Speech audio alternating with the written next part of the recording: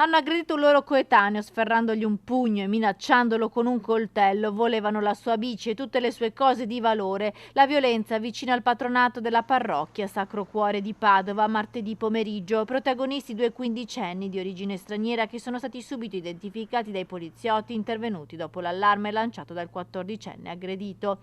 I baby bulli non hanno esitato a puntare il coltello allo stomaco del ragazzino, che è stato poi colpito all'addome da un pugno. Nonostante la violenza, il minorenne è riuscito a scappare mettendosi al sicuro e chiamando la polizia. I due aggressori sono stati bloccati poco lontano dal patronato. Uno di loro in tasca aveva ancora il coltello usato per l'aggressione. Il questore ha disposto nei loro confronti la misura del Daspo Willy. I due minori per 2 anni non potranno avvicinarsi ai locali della zona. Entrambi inoltre sono stati segnalati al Tribunale dei minori. Noi purtroppo stiamo assistendo sempre più frequentemente a interventi dove durante anche normali controlli del territorio troviamo ragazzi con armi bianche. Non più di 3 settimane fa in zona stazione abbiamo sorpreso un ragazzo con un macete, un altro ragazzino, tutti minori, anche lui con un macete, ancora coltelli. La mamma del 14enne aggredito, arrivata in questura, ha raccontato che lo scorso 7 novembre i due bulli avevano già tentato un'altra rapina nei confronti del figlio, intimandogli di consegnare 20 euro sotto la minaccia di un coltello.